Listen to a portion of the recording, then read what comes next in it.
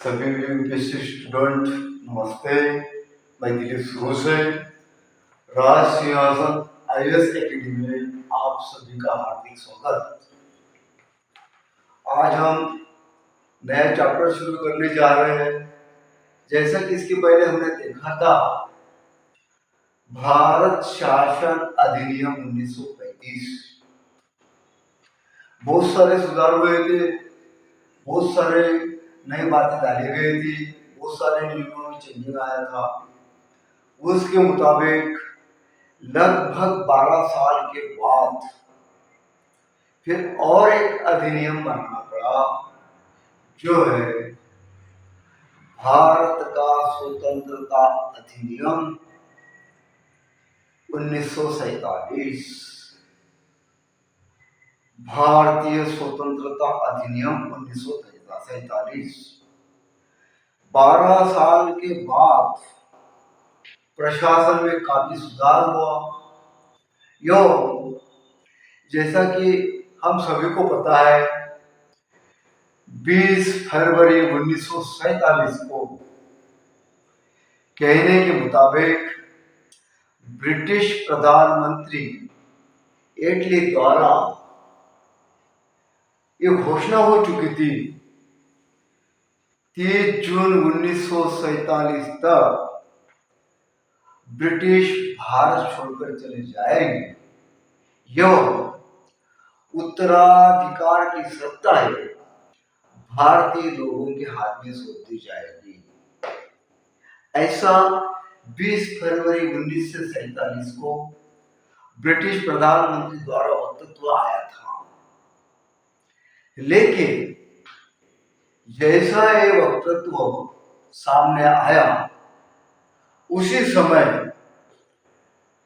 British व्याप्त सभी भारतवासियों ने आजादी पाने के लिए साथ में मिलकर काम किया था।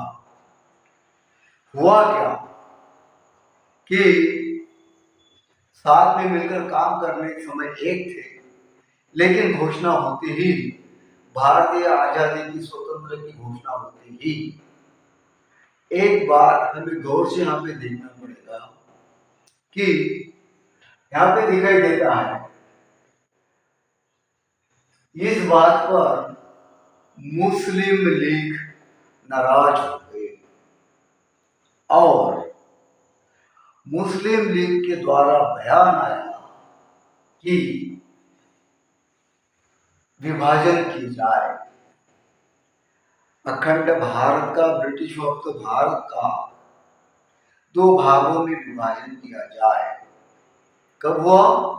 जैसा कि 20 फरवरी 1947 को ब्रिटिश प्रधानमंत्री के द्वारा अल्फाज आया था, आवाज उठाया गया था कि भारत को हम स्वतंत्रता 30 जून 1947 तक सौंप देंगे, उत्तराधिकारी भारतीय जनता होगी, उनके हाथ में कारोबार होगा। उसी समय ब्रिटिश राज समाप्त हुए, भारत को 15 अगस्त 1947 को स्वतंत्र राज्य घोषित करने के पहले मुस्लिम लीग द्वारा विभाजन की बात कही। शायद कोई अलग बात होगी, विभाजन की बात हुई। वैसा ही लॉर्ड माउंटबेटन द्वारा इस प्रस्ताव को विचार करने हेतु लिया गया और उस दिन घोषणा करवा दी गई। 1946 में बने हुए भारतीय संविधान,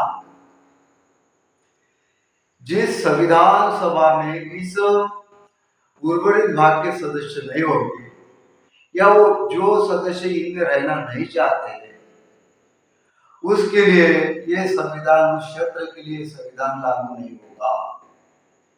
इसलिए उसी दिन और दूसरी बात सामने आई, 3 जून 1947 को 3 जून 1947 को ही रेड क्लिफ आयोग द्वारा लॉर्ड माउंटबेटन जी ने ये घोषणा कर डाली कि विभाजन करवा दिया जाएगा, विभाजन करवा दिया जाएगा एवं दो स्वतंत्र डोमिनियों, स्वतंत्र स्वयंभू डोमिनियों की निर्मित एवं सृजन किया जाएगा।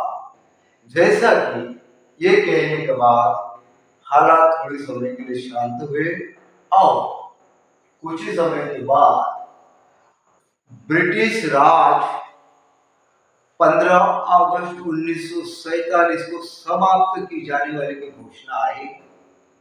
एवं उसी दिन ब्रिटिश राज समाप्त, भारत को 15 अगस्त 1947 को स्वतंत्र एवं संप्रभु डोमिनियन राष्ट्र घोषित करवा दिया गया।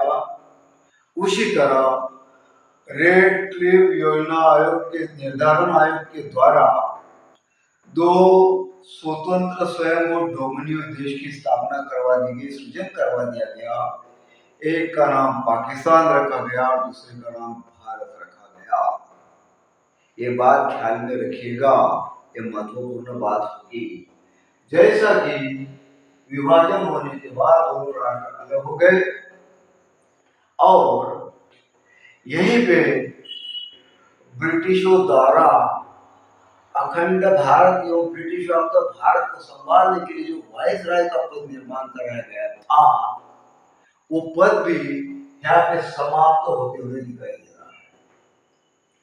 तीसरी बात, वायसराय का पद समाप्त हो गया एवं राज्यों में गवर्नर जनरल के पद का सुझाव बने हुए दो नए राष्ट्र के कैबिनेट द्वारा सिफारिश करने पर ब्रिटिश ताज को नियुक्ति करनी थी।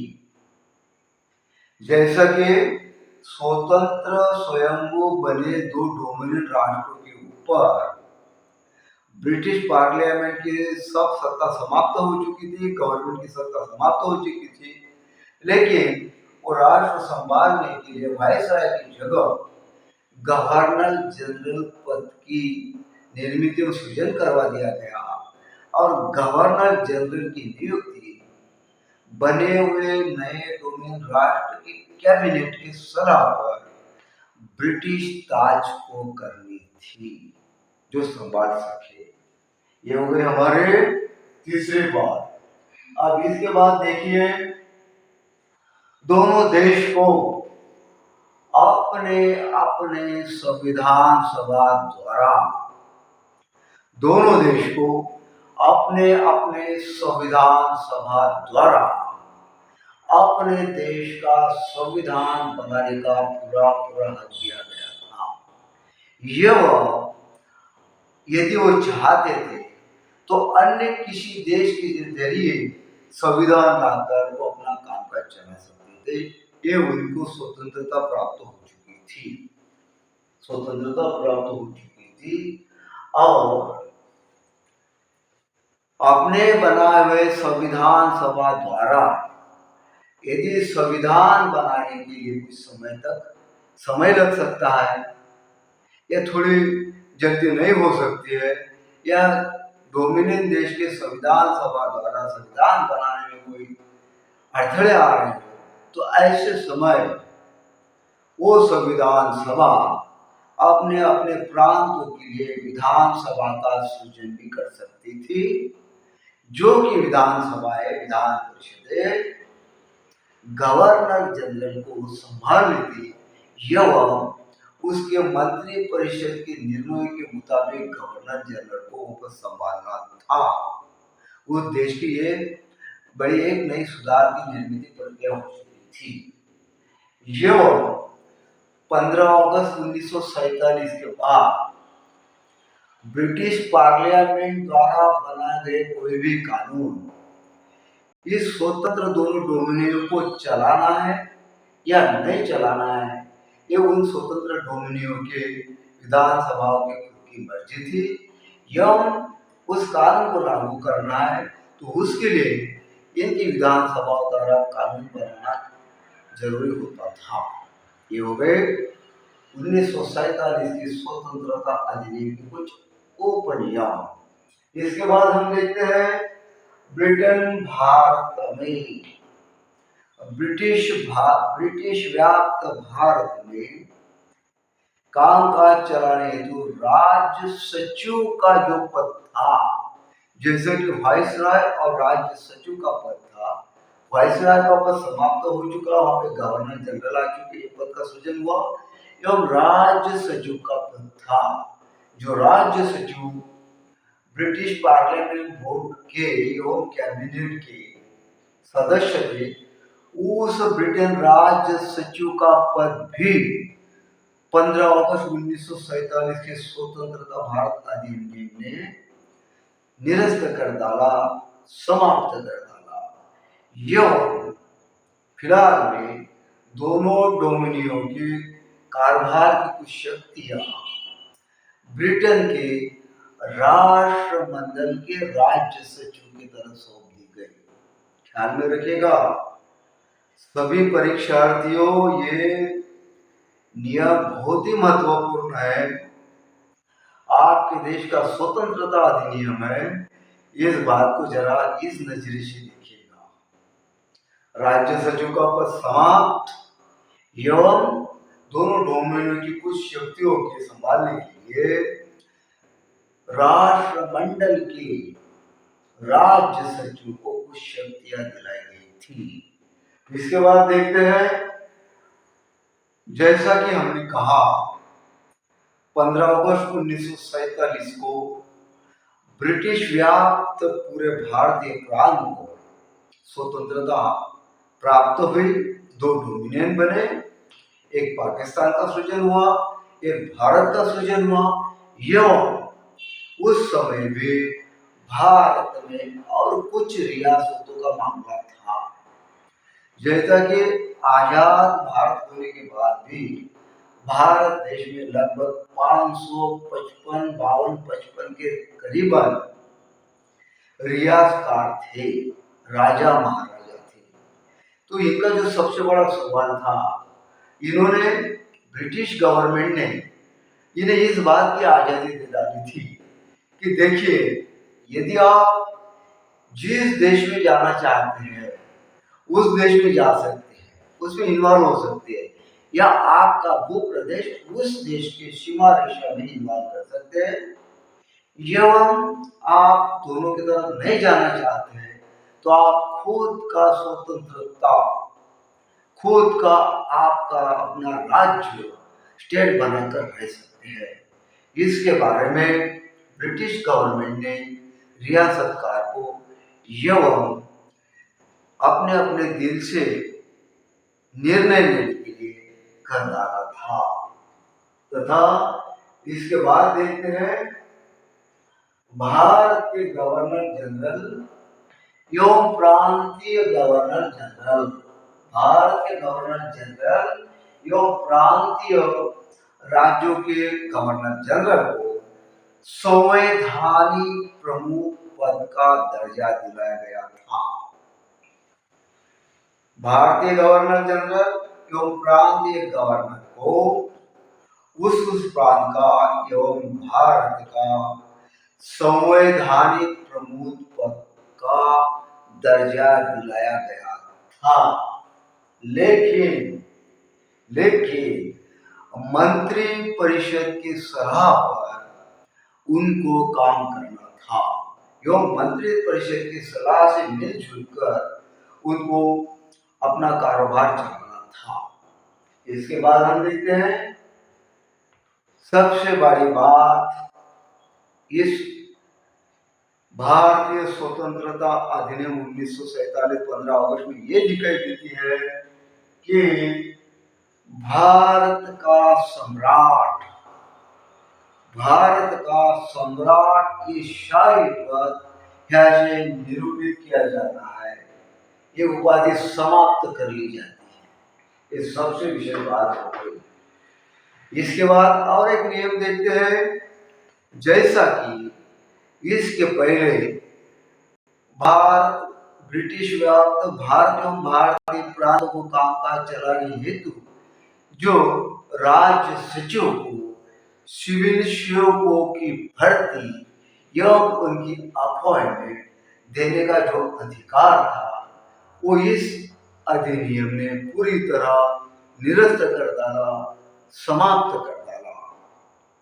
यहाँ से भारत सचिव के और जो सिविल सर्वेंट की नियुक्तियों की शक्तियां थी उसे पूरी तरह से हटा दिया गया एवं 15 अगस्त 1947 के बाद में भी जो सिविल सेवकों की नियुक्तियां हो चुकी थी वो उसके मुताबिक बरकरार रखी गई, सिवाय नए नए अपॉइंटमेंट के। नई भर्तियां बंद हो चुकी है, अधिकार समाप्त हो चुके। पुराने सिविल सेवकों को 15 अगस्त 1947 के बाद भी उसी जगह पे रखकर उसी सहूलतें और विशेष तरीकों के साथ रखा गया। इसके बाद देखते हैं ब्रिटिश शासकों, इसने ब्रिटिश शासकों को हमारे यहाँ के विधेयक को स्वतंत्र दो डोमिनियन देश के विधेयकों को स्वीकार करना या निरूपित करना, इस बात का अधिकार ब्रिटिश शासकों की ओर से पूरी तरह से निकाल लिया गया था। कोई भी विधायी का कार्य में ब्रिटिश शासक हस्तक्षेप करने से बाध्य नहीं थे, बाध्य नहीं थे। यह गवर्नर जनरल एवं प्रांतीय गवर्नर को इस विधायिका में ताज की ओर से कामकाज में देखभाल करने की संधि दिलाई गई थी। ये बात ख्याल में रखिएगा। और अंत में 15 अगस्त 1947 को भारत एवं पाकिस्तान इन दो स्वतंत्र स्वयंभू डोमिनियों का सृजन करवा दिया गया और स्वतंत्र भारत के पहले गवर्नर जनरल लॉर्ड माउंटबेटन बने और गवर्नर जनरल के द्वारा ही 15 अगस्त 1947 को पंडित जवाहरलाल जी नेहरू को स्वतंत्र भारत का प्रथम प्रधानमंत्री नियुक्त करवा दिया गया। ये बात थी डियर स्टूडेंट, इनोसेंट स्टूडेंट, ये बात थी 15 अगस्त 1947 के भारत स्वतंत्रता अधिनियम की, जो आपको मैंने रिपीट करके भी बताया है और अच्छी तरह से इस अधिनियम को समझ लीजिएगा। शायद इसमें से आपके आने वाले प्रीलिम्स के लिए भी उपयोग में आएगा एवं मेन के लिए सुनिश्चित तौर पर इसका उपयोग होगा। तो आइए देखते हैं आज का एपिसोड आपको कैसा लगा। मैं और एक बार कहता हूँ, आप सबको ये अधिनियम 15 अगस्त 1947 भारत का स्वतंत्रता अधिनियम जो ब्रिटिश पार्लियामेंट की ओर से आखिरी बना था, इसके बाद ब्रिटिश पार्लियामेंट, ब्रिटिश गवर्नमेंट समाप्त हो चुकी थी। गवर्नर जनरल ताज के जरिए से हमारे यहाँ के कैबिनेट की ओर से कुछ समय के लिए ही थे। उसके बाद 1951-52 में हमारे देश की लोकसभा का सृजन होने जा रहा है। तब तक के लिए यही संविधान सभा ने हमारे देश की संसद बनकर कामकाज किया और ये संसद ने, इस संविधान सभा ने दो तरफा कामकाज किया। एक तो जब संविधान सभा का कामकाज होता था उस समय देश के लिए संविधान बनाना, उसकी अध्यक्षता जवाहरलाल जी राजेंद्र बाबू प्रसाद जी करते थे। उसकी अध्यक्षता संविधान बनाने का काम था उस समय राजेंद्र बाबू जी प्रसाद करते थे। यह जब शासन चलाने का काम होता था बशर्ते विधायिका, उस समय मावलनकर जी अध्यक्षता करते थे। इसके बाद यह अधिनियम समाप्त होते नजर आ रहा है और आज का एपिसोड यदि आपको अच्छा लगा हो सही लगा हो तो मैं रिक्वेस्टली कहता हूँ स्टूडेंट जी, कृपया कृपया सब्सक्राइब कीजिए, लाइक कीजिए, शेयर कीजिए एवं कमेंट्स भी कीजिए। और एवं राज शासन IAS एकेडमी को आपके सहयोग की नितांत जरूरत है। कृपया सहकार्य कीजिए। Thank you. नमस्कार।